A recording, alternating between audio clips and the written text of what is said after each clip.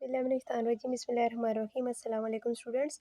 आज हम पढ़ने लगे हैं ENG 508 का lesson number 14 semantic and grammar. तो इस चैप्टर के अंदर हम ये पढ़ेंगे कि सिमेंटिक एंड ग्रामर जो है वो किस हद तक आपस में रिलेटेड है, उनके दरमियान कैसा रिलेशनशिप है और इस बारे में डिफरेंट राइटर्स की क्या स्टेटमेंट्स हैं और ग्रामर के अंदर कौन कौन से एलिमेंट्स होते हैं, कौन कौन से यूनिट्स होते हैं जो ग्रामर के अंदर हम स्टडी करते हैं।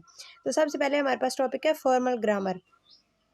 Formal grammar is the study of the use of rules about how words change their forms and combine with other words to express meaning.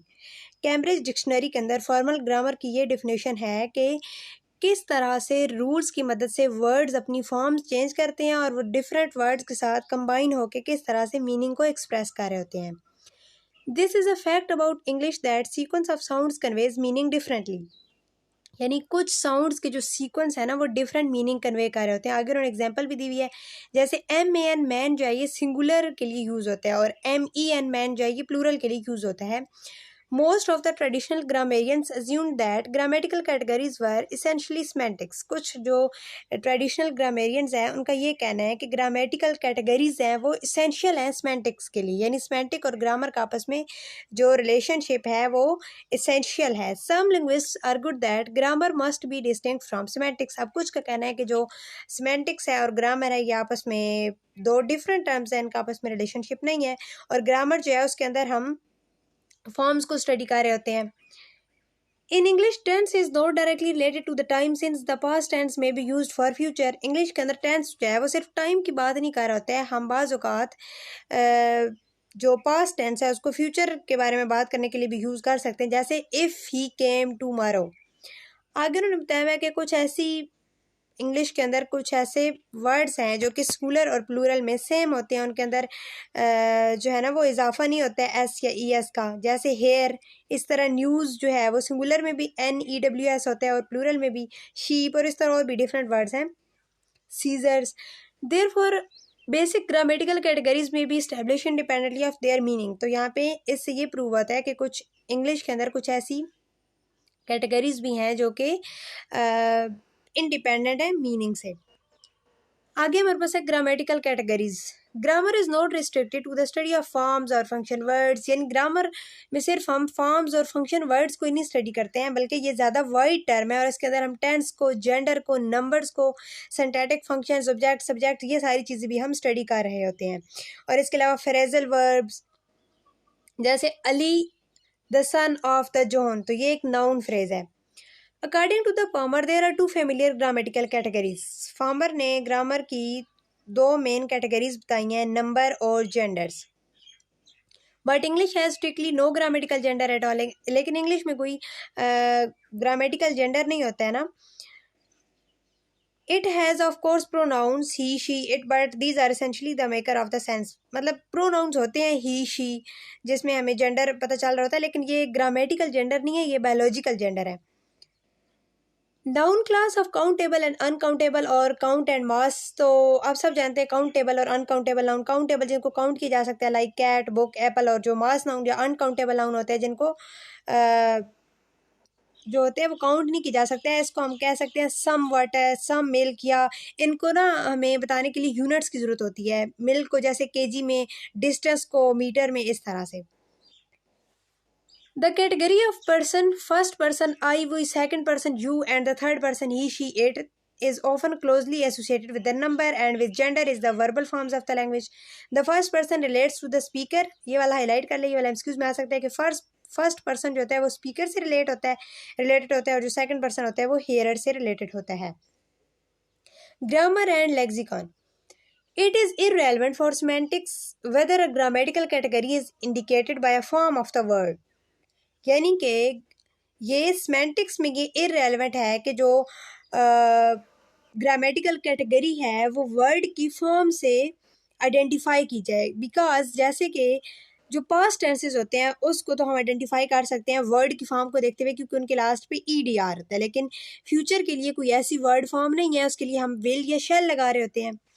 The distinction between grammar and lexicon can be posed in terms of distinction between grammatical unacceptable sentence and those that are exclude on lexical grounds. अच्छा, इन्होंने ये बताया है कि जो grammar and lexicon में जो difference है वो हम इस तरह से देख सकते हैं, जैसे कुछ जो सेंटेंसेस होते हैं वो ग्रामेटिकली करेक्ट होते हैं बट वो सिमेंटिकली इनकरेक्ट होते हैं, मीनिंग्स उनके नहीं समझ में आ रहे होते हैं, उनकी कोई सेंस नहीं बन रही होती है।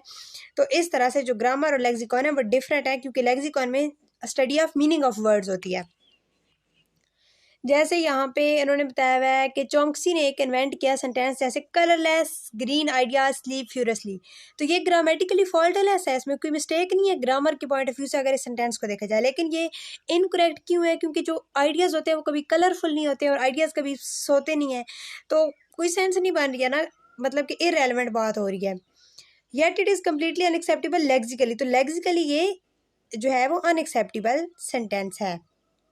तो इससे ये कंफर्म होता है कि जो लेक्सिकॉन और ग्रामर है वो टोटली डिफरेंट चीज़ें हैं, वो आपस में रिलेटेड नहीं है। आगे हमारे पास है grammatical relations. Grammatical categories of the verb, tense, aspect, phrase and voice are linked with each other, and a small alternation in the order of these categories completely change the meaning of the sentence. For example, John plays a piano can be transferred into piano is played by the John। इन्होंने यहाँ पे active voice को passive voice में change किया हुआ है category को change करने के लिए। तो यहाँ पे सिर्फ वर्ब की कैटेगरी नहीं चेंज हो रही बल्कि कंप्लीटली सेंटेंस की कैटेगरी चेंज हो रही है। Transformation is where the grammatical categories not only affect one element verb but also affect the whole sentence. For example, he ate food is changed into food was eaten by him। तो यहाँ पे sentence की completely जो category है वो change हो चुकी है। Verbs that have objects are called transitive verb। अच्छा, ये वाला excuse में आ सकता है कि ऐसे verb जो कि जिनका ऑब्जेक्ट भी होता है सेंटेंस के अंदर, वर्ब हो और ऑब्जेक्ट भी हो, तो वो हो गए ट्रांजिटिव वर्ब। और ऐसे वर्ब जिनके अंदर जो है वो ऑब्जेक्ट नहीं होता है, यहाँ पे उन्होंने एग्जांपल भी दी हुई है, वो होते हैं इंट्रांजिटिव वर्ब।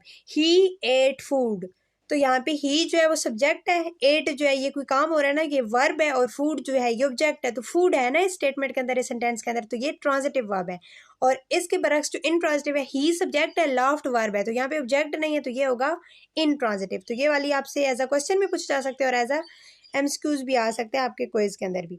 एक और यहाँ पे उन्होंने टर्म को डिफाइन किया हुआ है कॉजिटिविटी और ट्रांजिटिविटी। कॉजिटिविटी जो है वो ट्रांजिटिविटी से रिलेटेड ही है, और इसमें ये होता है कि जो एक्टर होता है वो ही एक्शन परफॉर्म करने की रीजन बन रहा होता है, एक्टर की वजह से ही एक्शन परफॉर्म हो रहा होता है। तो आपसे अगर पॉजिटिविटी या ट्रांजिटिविटी की डिफिनेशन दी जाए, पूछी जाए, तो आपने ये सिंपली बता देनी है।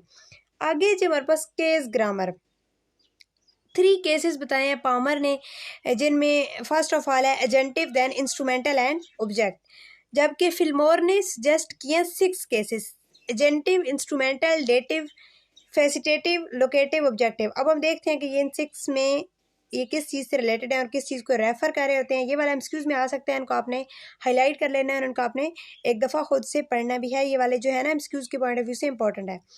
एजेंटिव जो है ये एनिमेट कर रहा होता है perceived instigator. Instrumental is animate force और ऑब्जेक्ट, यानी जिसकी वजह से एक्शन परफॉर्म हो रहा है, जिसकी मदद से, वो वाला instrument. Dative is animate being effective, जो चीज़ एक्शन से इफेक्ट हो रही है उसको हम कहेंगे डेटिव।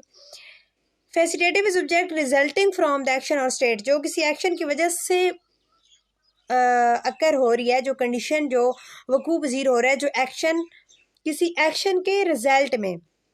जैसे प्रीवियस चैप्टर में हमने पढ़ा था कि एक बॉय जो है वो भागा, तो वो फॉरेस्ट में पहुंच चुका है, तो फॉरेस्ट में पहुंचना उसके भागने की वजह से हुआ है ना, तो वो होगा फेसिटेटिव। आगे हमारे पास लोकेटिव। लोकेटिव नाम से ज़ाहिर है जिसमें लोकेशन या स्पेशियल ओरिएंटेशन, और the objective is the semantically most neutral case. तो ये था हमारा lesson number 14। I hope so आपको लेक्चर की समझ आई होगी। अगर आप चैनल पे न्यू है, अभी तक आपने मेरे चैनल को सब्सक्राइब नहीं किया, तो काइंडली सब्सक्राइब कर लें ताकि मेरी हर आने वाली वीडियो को नोटिफिकेशन आपको मिल सके। तो हमें याद रखिएगा, मिलते हैं नेक्स्ट वीडियो में। अल्लाह हाफिज़।